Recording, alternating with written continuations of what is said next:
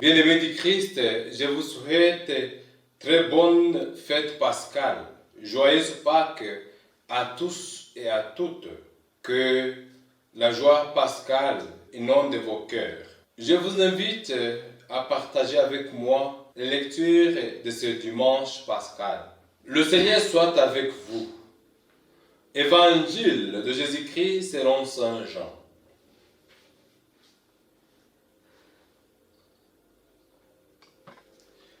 Le premier jour de la semaine, Marie-Madeleine sera au tombeau de grand matin alors qu'il se faisait encore sombre.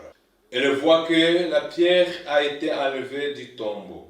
Elle court donc trouver Simon-Pierre et l'autre disciple, celui que Jésus aimait, et elle leur dit, on a enlevé le Seigneur de son tombeau et nous ne savons pas où on l'a mis. Pierre partit donc avec l'autre disciple pour se rendre au tombeau. Ils couraient tous les deux ensemble.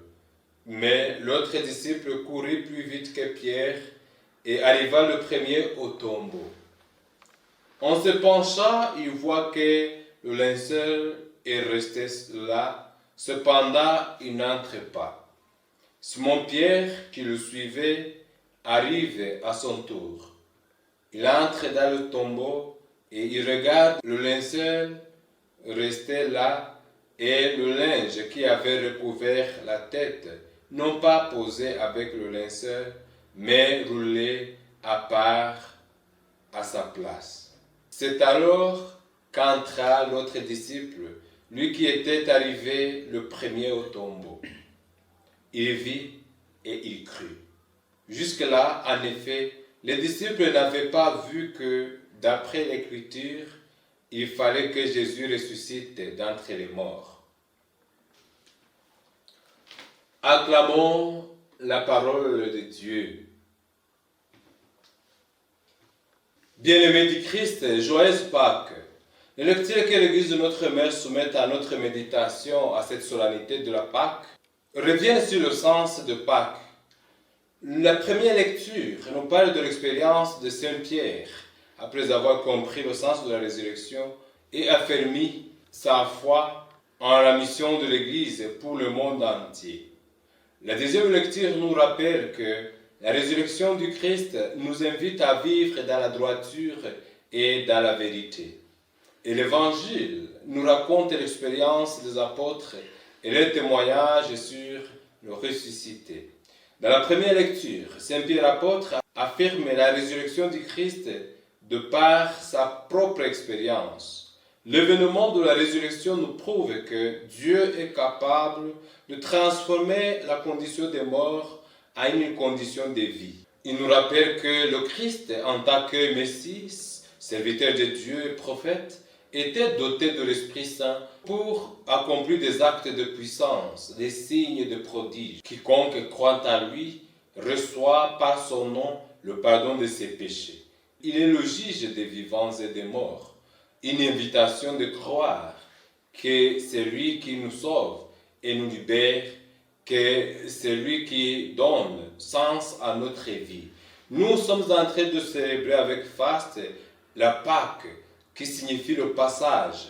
Nous avons fait durant 40 jours le passage de la mort à la vie, le passage du péché à la grâce, le passage de la haine à l'amour. Pâques nous invite à un tel passage et nous devons le faire avec le Christ qui a vaincu la mort et qui nous donne de vaincre à notre tour. Que la Pâque nous aide réellement à vaincre les ténèbres pour rester dans une admirable lumière du Christ qui est venu nous sauver. La deuxième lecture nous rappelle que nous sommes ressuscités avec le Christ. Cela doit nous faire arriver à adopter une manière nouvelle de vivre. Saint Paul apôtre nous invite à nous préoccuper des réalités d'en haut, là où est le Christ. Ces réalités sont la bienveillance, l'humilité, la douceur, la bienfaisance, la patience, la bonté, le pardon et l'amour. Dans le baptême, les chrétiens sont ressuscités à une vie dans le Christ. Par conséquent, ils doivent vivre selon le modèle du Christ lui-même.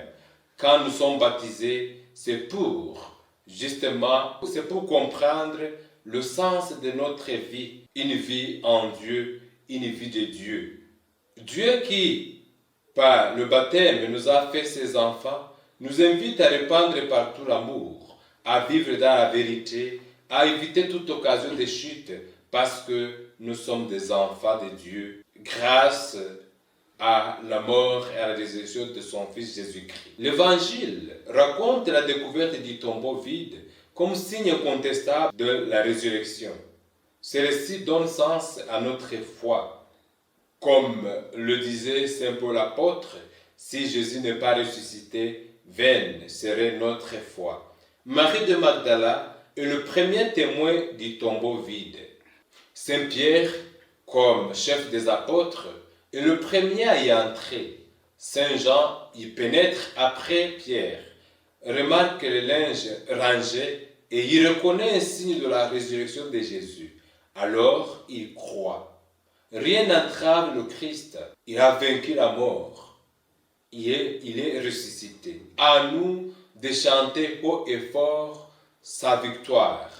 Lazare est sorti du tombeau encore lié, mais Jésus est sorti entièrement libre du tombeau. Cet événement de Pâques doit susciter notre foi en Jésus, car s'il n'est pas ressuscité, vaine est notre foi. Que la Pâque nous aide justement à grandir dans la foi, à nous attacher plus profondément à la personne du Christ et à avoir le courage de témoigner de lui partout où nous sommes. Que le ressuscité affermisse notre foi et nous donne d'être des témoins fidèles et intrépides de sa résurrection. Que sa puissance règne dans nos vies et nous soutienne en tout et partout. Amen. Bien-aimés du Christ, merci pour votre aimable attention. Je continue à vous souhaiter très bonne fête pascale. Le Seigneur soit avec vous. Que Dieu Tout-Puissant, bon, amour et miséricordieux vous bénisse et vous protège, le Père, le Fils et le Saint-Esprit. Amen.